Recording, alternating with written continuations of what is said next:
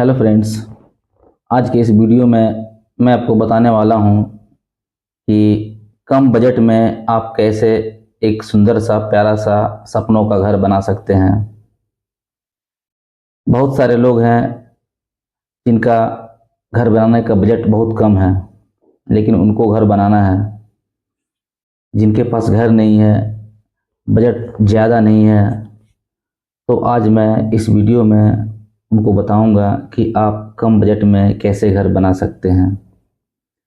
सबसे पहले अगर आप मेरे चैनल पे नए हैं तो मेरे चैनल को सब्सक्राइब कर लीजिए, बेल आइकन को दबा दीजिए।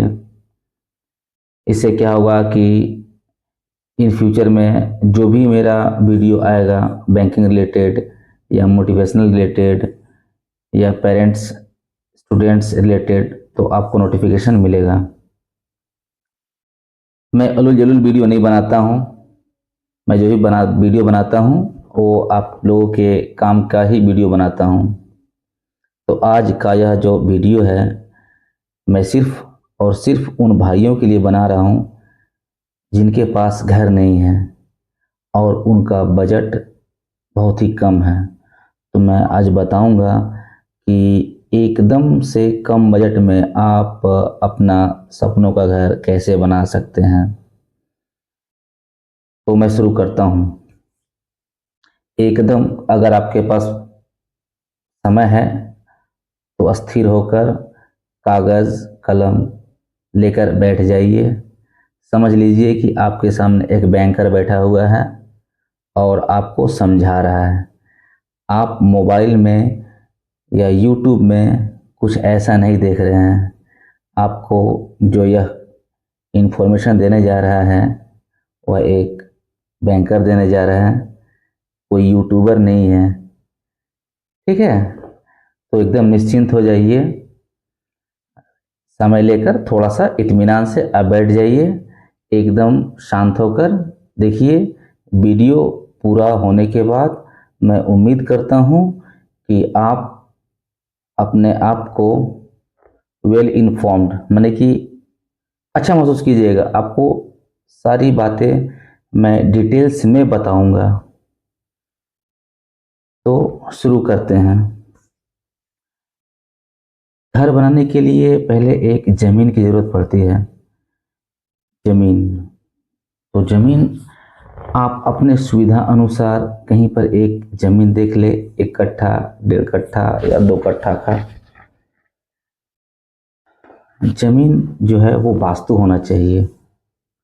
ज़मीन खरीदने का एक पहला जो क्राइटेरिया है घर बनाने का या ज़मीन खरीदने का, वो है वास्तु होना चाहिए, तभी आप उस पर घर बना सकते हैं। तो कोई एक सस्ता वाला ज़मीन देखिए, 5 लाख 6 लाख 4 लाख कट्ठा वाला। 1 कट्ठा में 720 स्क्वायर फुट होता है। 1.5 कट्ठा ले लीजिए, नियर अबाउट 1000 स्क्वायर फीट होगा, या 2 कट्ठा 1440 स्क्वायर फुट होगा, जिसमें आपको सैंक्शन मिलेंगे 700 से 800 स्क्वायर फुट सैंक्शन मिल जाएंगे, जो बिल्ड प्लान का जो सैंक्शन है। तो मान लेते हैं आप 2 कट्ठा अगर ज़मीन खरीदते हैं 4 लाख या 5 लाख रुपए के हिसाब से, तो 2 कट्ठा का दाम 10 लाख पकड़ लीजिए, 10 लाख होता है। तो आप एक ज़मीन खरीदिए। ज़मीन खरीदने से पहले एक एग्रीमेंट बनाइए। जिससे आप ज़मीन खरीदने वाले हैं उनसे आप एक एग्रीमेंट बना लीजिए। एग्रीमेंट बनाने के बाद उस एग्रीमेंट के साथ आपका जो इनकम डॉक्यूमेंट है, सैलरी स्लिप, फॉर्म 16, केवाईसी, आधार कार्ड, पैन कार्ड, और उसमें अपने मिसेस को भी ऐड कीजिए। अगर आप मैरिड हैं तो अपने मिसेस को ऐड कीजिए। अगर आप मैरिड नहीं हैं तो अपनी माँ को ऐड कर सकते हैं। मैं यह क्यों बोल रहा हूँ यह बात मैं बाद में बताऊंगा। ठीक है, अगर आपकी माता जी का इनकम है या नहीं है, कोई फ़र्क नहीं पड़ता है। अगर आपकी वाइफ का इनकम है या नहीं है, कोई फ़र्क नहीं पड़ता है, लेकिन प्रॉपर्टी में नाम देना है, ठीक है। और प्रॉपर्टी जो है अगर कोई म्यूनिसिपैलिटी एरिया में हो तो अच्छा है, क्योंकि म्यूनिसिपैलिटी एरिया में ज़मीन लेने से आपको एक फ़ायदा होगा, जो प्रधानमंत्री आवास योजना के तहत आपको 2 से 2.5 लाख रुपये का सब्सिडी मिलेगा अगर आप लोन लेते हैं तो चलिए प्रोसेस शुरू करते हैं। आप अपना इनकम डॉक्यूमेंट ले लिए। प्रॉपर्टी का जो डॉक्यूमेंट है वो सेल एग्रीमेंट हो गया एक, जिससे आप ज़मीन खरीद रहे हैं, उसका दलील ले लीजिए या डीड कह लीजिए उसको, उसका चेन डीड ले लीजिए, उसका जो पर्चा है पर्चा ले लीजिए, उसका म्यूनिसिपैलिटी का टैक्स रहेगा उसमें, उसका म्यूटेशन रहेगा, खाजना का रसीद उसमें रहेगा उसका, और म्यूनिसिपैलिटी का टैक्स वगैरह रहेगा। ये सब मिलाकर उसका प्रॉपर्टी का पेपर हो गया। अब जो है आप प्रॉपर्टी का पेपर ले लिए और अपना इनकम का पेपर ले लिए। ये लेकर आपको बैंक जाना है। बैंक जाकर आपको लोन अप्लाई करना है। क्या लोन? Realty loan. बैंक जमीन खरीदने के लिए रियल्टी लोन देती है, ठीक है। तो आप लोन जब अप्लाई करेंगे तो आपका जो एग्रीमेंट में जो दाम लिखा होगा उसका 75% से 70% आपको लोन मिलेगा। अगर आपका ज़मीन का दाम 10 लाख रुपया है तो आपका 75% 7.5 लाख रुपया आपको लोन मिलेगा। 7.5 लाख रुपया लोन लेकर जब आपका लोन सैंक्शन हो जाएगा तो आप अपना ज़मीन को रजिस्ट्री करवा लीजिएगा। रजिस्ट्री होने के बाद आप अपना जो डॉक्यूमेंट आपका जो है उस डॉक्यूमेंट को अपडेट कीजिएगा। मैंने प्रॉपर्टी को अपने नाम करना है। कैसे? तो आपको म्यूनिसिपैलिटी में जाना है। म्यूनिसिपैलिटी में जाकर म्यूटेशन के लिए अप्लाई करना है। म्यूटेशन अप्लाई कीजिएगा और म्यूनिसिपैलिटी का जो टैक्स भर दीजिएगा। फिर उसके बाद आप बीएलआरओ ऑफिस में जाइएगा। बीएलआरओ ऑफिस में जाकर म्यूटेशन करवाइएगा, खजाना का टैक्स भरिएगा, ठीक है। ये करने के बाद फिर आप जब आपका ज़मीन जो है म्यूनिसिपैलिटी में म्यूटेशन हो जाएगा, जब आपका ज़मीन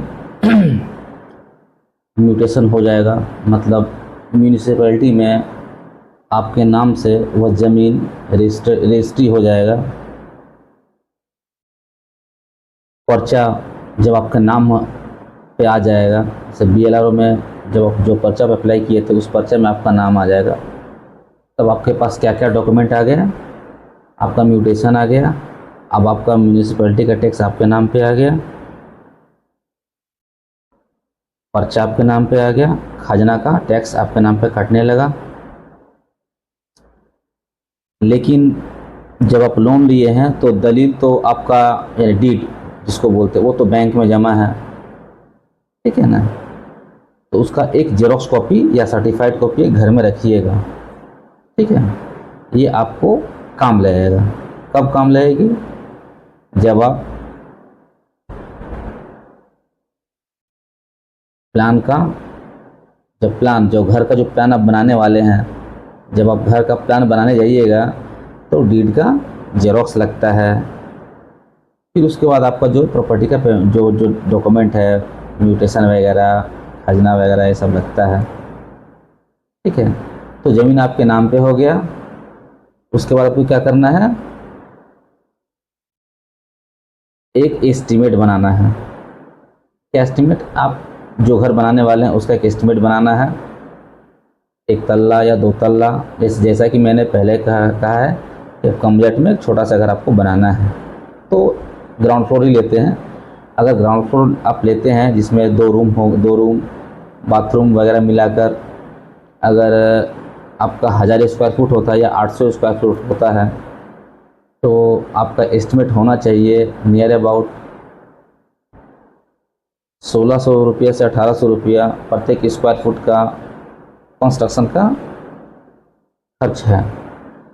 तो अगर आप एक तल्ला घर बनाते हैं यानी ग्राउंड फ्लोर का और 1000 या 800 स्क्वायर फुट तो 28 से नियर अबाउट आपको 20 से 22 लाख रुपये के अनुमान में खर्च होंगे।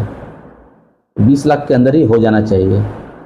अगर 600 से 700 आप बनाते हैं तो 1600 इंटू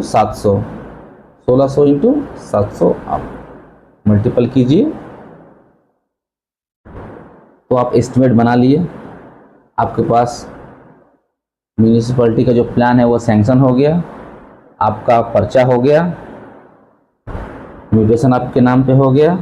ठीक है, ये सब काम करने में आपको कितना टाइम लगेगा? नियर अबाउट 3 महीने, 2-3 महीने में या 4 महीने में या 5 महीने में, 6 महीने के अंदर आशा करते हैं सब आपका डॉक्यूमेंट आपके नाम पे हो जाएगा। उधर आपका बैंक में लोन चल रहा है। अब एस्टिमेट भी आप बनवा लिए। अब आप बैंक में फिर से जाइएगा, जाकर अब कंस्ट्रक्शन लोन के लिए अप्लाई कीजिएगा। तो जब आप कंस्ट्रक्शन लोन के लिए अप्लाई कीजिएगा तो एक बात आप ध्यान में रखिएगा कि आपका बजट जो है ठीक ठाक होना चाहिए। जितना आपका जो बजट है उतने में आपको घर बना लेना है। ठीक है, तो मान लीजिए अगर 20 लाख रुपये ही अगर अप्लाई करते हैं आप तो उसका 90% आपको लोन मिलेगा 18 लाख रुपया। 10% का मार्जिन बैंक रखती है तो 18 लाख रुपये आपको लोन बैंक देगी। उसके लिए आपको क्या डॉक्यूमेंट लगेगा? ऑलरेडी आपका सब डॉक्यूमेंट जमा है। जो डॉक्यूमेंट मैंने बोला आपका जो इनकम डॉक्यूमेंट वो आप फिर से आपको दे देना है।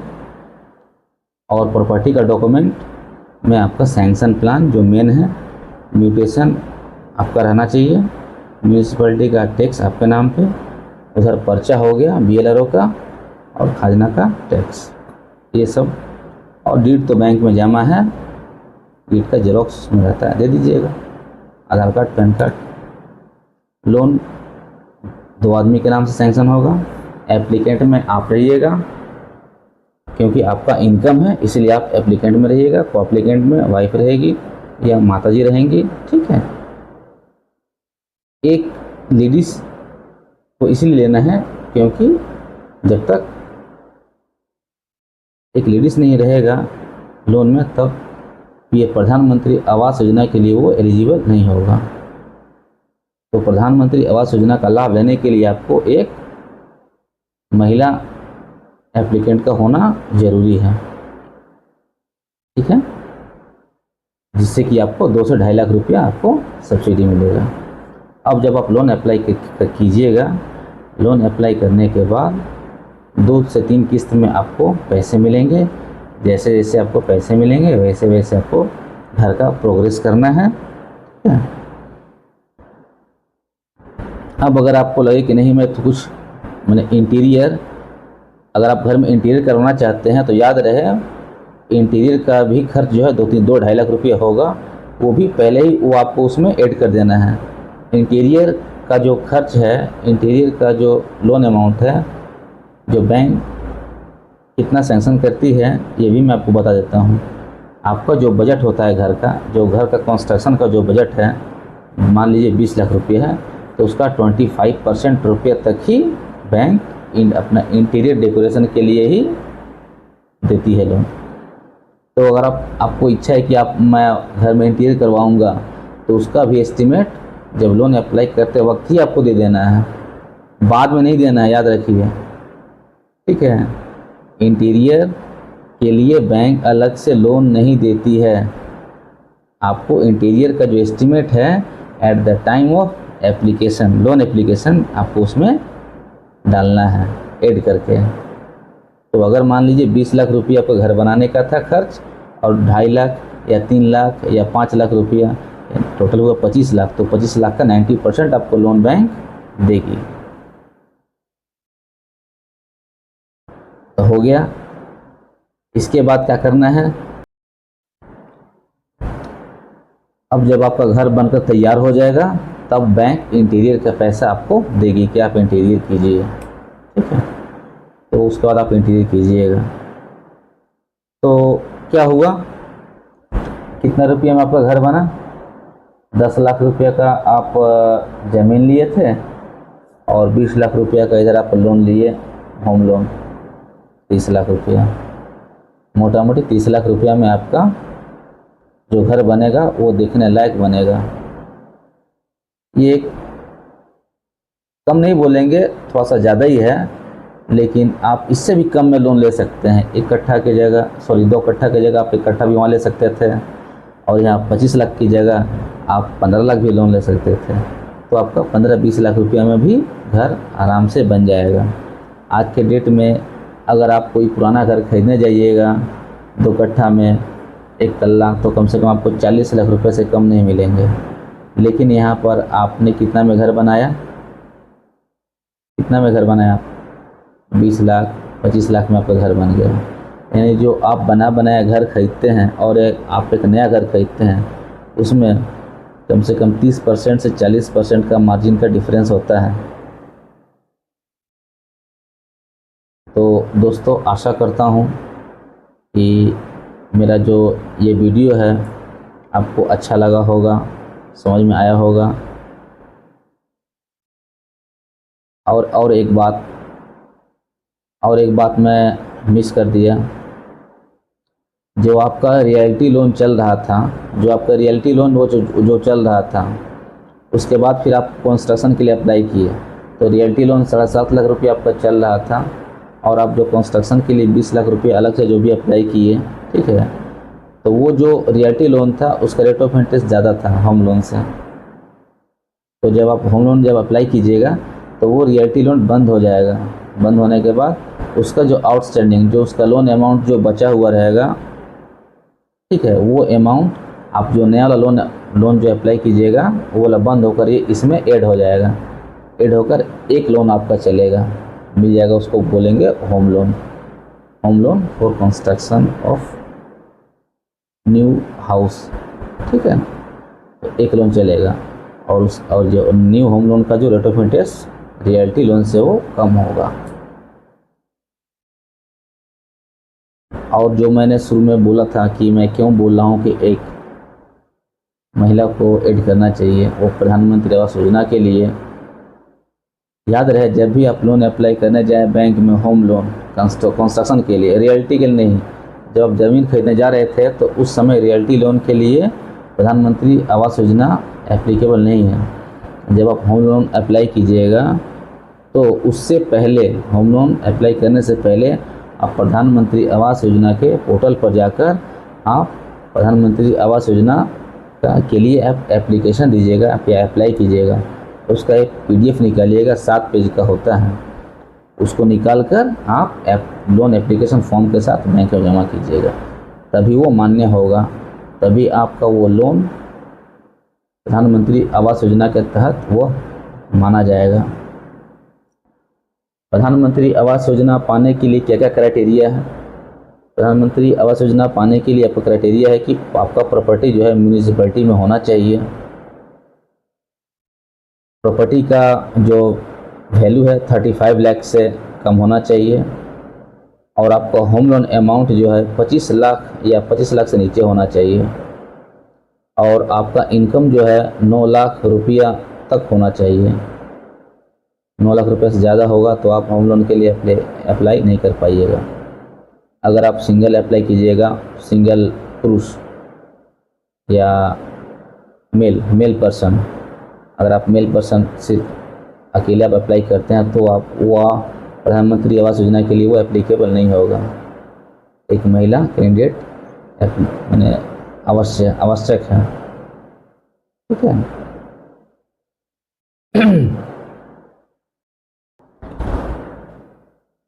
इतना सारा इन्फॉर्मेशन देने के बाद एक बात मैं ऐड करना चाहूँगा कि जब भी आप कोई नया प्रॉपर्टी लें तो कोशिश करें कोई सरकारी बैंक से ही लोन लेने के लिए, नहीं तो आप उलूल जुलूल प्रॉपर्टी खरीद लीजिएगा। प्राइवेट जो बैंक वगैरह होते हैं या जो फाइनेंस वगैरह जो देते हैं, फाइनेंस करते हैं, उनको सिर्फ सूद से मतलब होता है। आप प्रॉपर्टी क्या खरीद रहे हैं उससे कोई फ़र्क नहीं पड़ता है।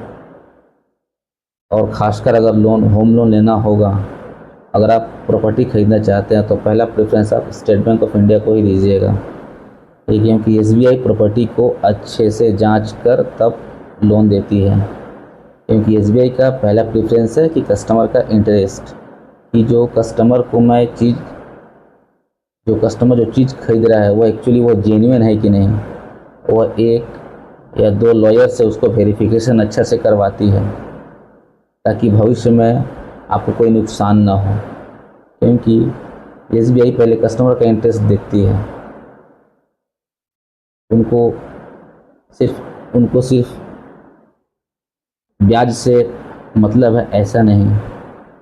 एसबीआई अपने कस्टमर का सिक्योरिटी पहले देखती है कि जब एक बार एसबीआई ने बोल दिया कि ये प्रॉपर्टी जेन्युइन है, तो आंख बंद करके प्रॉपर्टी है वो आप खरीद सकते हैं। उसकी तो मैं गारंटी देता हूँ। औरों की तो मैं नहीं बोल सकता, लेकिन मेरा एक सुझाव रहेगा कि जब भी आप प्रॉपर्टी खरीदें तो फर्स्ट चॉइस में आप एसबीआई को रखें। तो दोस्तों, मेरा यह जो इन्फॉर्मेशन है आपको कैसा लगा? अगर अच्छा लगा हो तो आप इसको फॉरवर्ड कर दीजिएगा, लाइक कीजिएगा और सब्सक्राइब करना तो भूलिएगा मत।